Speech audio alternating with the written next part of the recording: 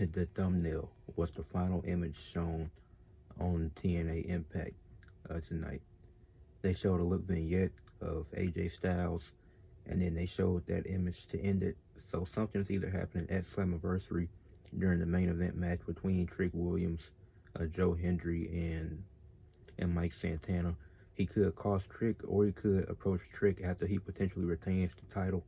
It has been rumored that AJ has signed his final contract, as he wants to retire before the age of 50 and has one more year left with WWE. And WWE has a working relationship with TNA. So if it was a one main roster guy to work with TNA, it would make sense for it to be AJ Styles. This is very interesting. Trick Williams did call him out because Trick Williams did say he wants to prove that he's the face of TNA by beating AJ Styles, which I would be intrigued in that match. So it is a possibility that Trick Williams could retain this title. I wasn't thinking about Trick retaining until the AJ stuff came up, so Mike Santana probably isn't getting that chance yet or ever, because Mike Santana was a TNA guy. Then he left to go to AEW because he thought the grass was green on the other side.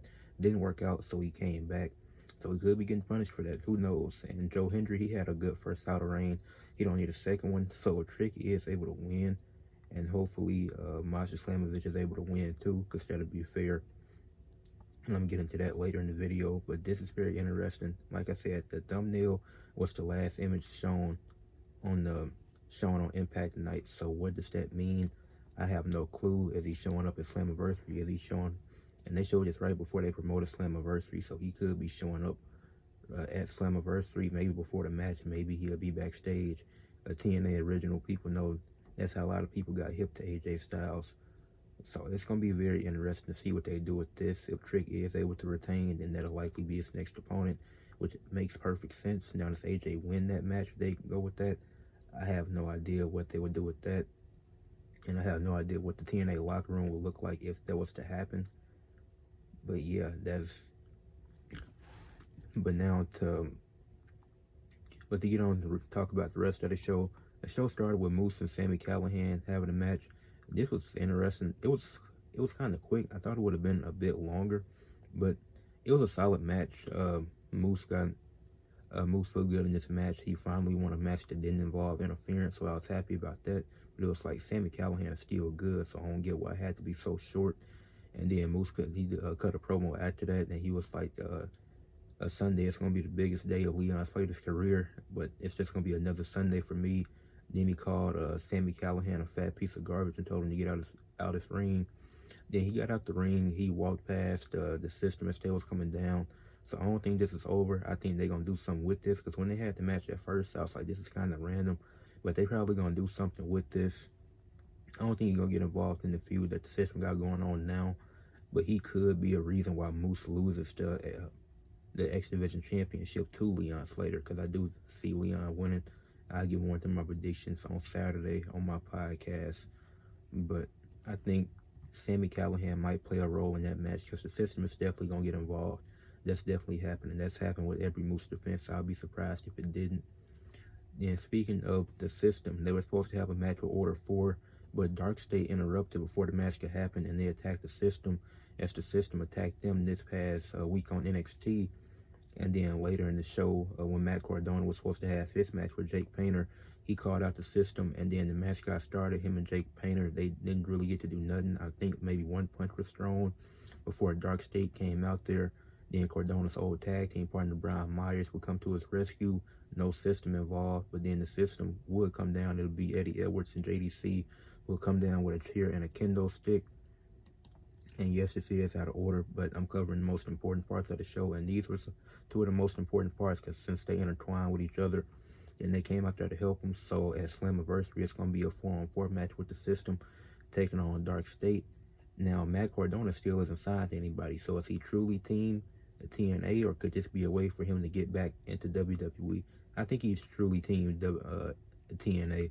I think if he does sign a contract at some point, he'll sign with TNA. I think he's been having a good run there this year, still doing stuff on the independent scene, being able to just be him, and he wouldn't get that opportunity with WWE. And so I am enjoying this. But this is fun since he has history with the system, and then they wasn't rocking with him. But when they saw Brian Myers come to his rescue, It was like, we got to wrap up Brian Myers. So hopefully this isn't what causes a rift in the system. They might lose this match. They really shouldn't. The system should get the win here. I don't see what Dark State winning would do unless it's just like they just attack them post match and it's a 3-on-4 or something like that.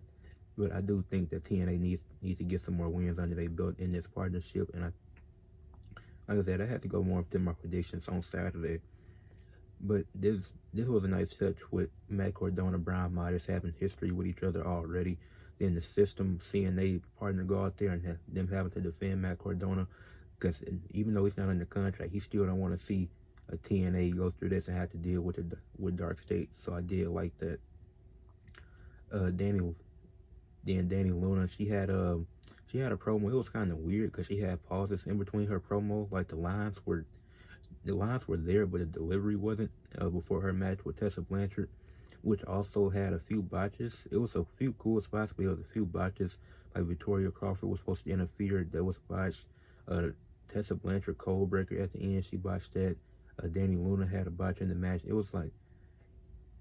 It wasn't good, but it was also some solid moves in the match. And then after the match, Danny Luna got attacked after losing. And then Indy Hartwell came out there to make the save, and Indy Hartwell, she said, she cut a solid promo. I think it got the point across, so that's as much as you can ask for. And then later backstage, Indy Hartwell was with Danny Luna, and Jody Threat came back there to check on her, and this made me mad because they said if they lose their next tag team match, they'd split up, which they did. So why is Danny Luna mad at Jody Threat for not coming out there? Y'all aren't tag team partners anymore, so she really doesn't owe you anything, in my opinion. But I feel like that was kind of weird. Like, okay, Jody Threat was there, but why? You're not letting her wrestle. Danny Luna's been featured more than Jody Threat, I feel like. So it's like, are they going to have a one-on-one match or something? Does it lead? Because they didn't, I forget who his idea was, but it would be nice if it led to a one-on-one match. She was like, oh, Indy Hartwell was here for me. Well, that's because she had a feud with Tessa Blanchard. If Tessa Blanchard wasn't involved, she wouldn't be there for you. So that was interesting. The Inspiration called out the Elegance brand, and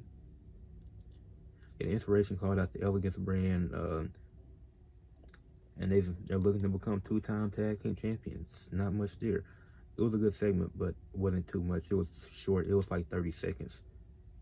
And then after that, the Elegance brand, they came out there when JC Jane was supposed to speak, but they came out there before Ash talked about all the attention she wanted. And Ash still had a guaranteed shot at the TNA Knockouts Championship because she won the Battle Royal. She can use it anytime that she wants to. So she's not going to use it yet, being strategic about that. Then she called the Elegance brand the most dominant female faction in the current era of wrestling. Then JC Jane and Fatal Influence interrupted.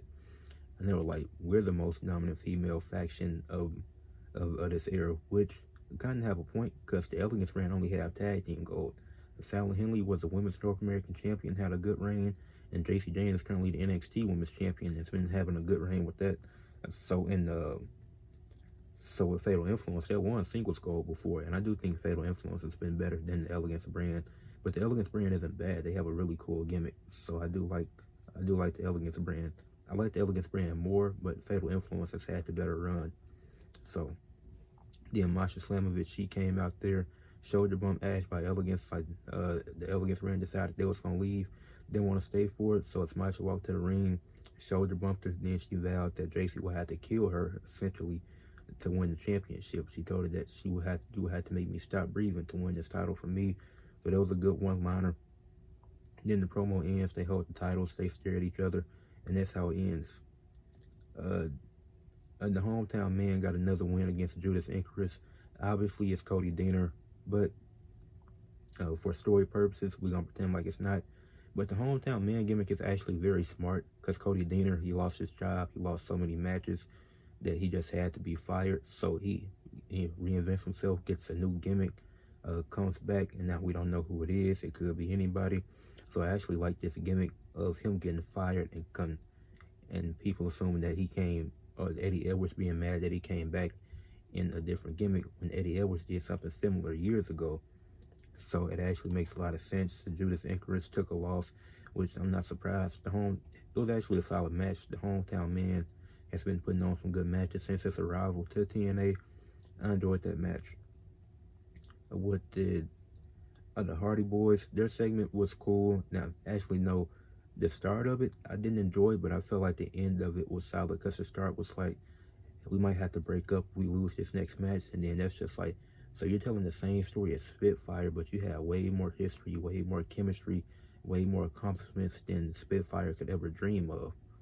So it's like, why would you even think about doing a story similar to that? So Leon Slater comes out there.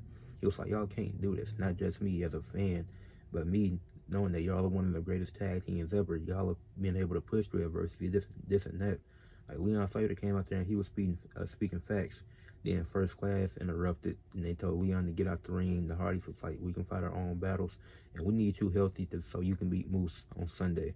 So he got out the ring. Then the Nimmels came out there. Ryan Nimmel bragged about how him and his brother had more tag team matches than the Hardys. All those matches belong to Nick, by the way, which he didn't acknowledge, but it's good heel work. And then they started to brawl, and then eventually the Rascals would come out, and all 4 teams would brawl, because First Class was just sitting there, but y'all got a little bit of work too, so. Then Frankie Kazarian and Trick Williams took on Joe Hendry and Mike Santana. I'm surprised this isn't a fatal 4-way involving Frankie Kazarian, because he does have a pin over Joe Hendry not too long ago. So I'm surprised that he wasn't in this match. But this was a good tag team match. I have no complaints about it. Trick got his hands on Joe Hendry immediately, and he had him back into the corner. Joe Hendry really got no offense in until Frankie came out there and he delivered an arm drag and was able to tag in Mike Santana, who hit I forget what move he hit, but Frankie Kazarian did a good job of selling, a great job, because he looked like a puzzle piece when he did it. And then Trick delivered a drop kick to Mike Santana. Frankie delivered a leg drop to Mike Santana, and then towards the end of the match, Joe Hendry was getting ready to hit his finisher, so Mike Santana tagged himself in, hit the spinning block on Frankie Kazarian, and would get the win for his team. Look, surprisingly, it was no brawl or nothing like that after the match. They just kind of stared at each other. Trick, he was just on the outside of the ring. He didn't care. He didn't care about Frankie Kazarian getting pinned. He wasn't going to save him. It's Trick Williams. Why would he do that? And then, like I said, the show ended with the AJ Styles vignette and the thumbnail that I have now. So let me know what y'all think the AJ Styles thing means. Does he show up at Slammiversary? What do y'all think?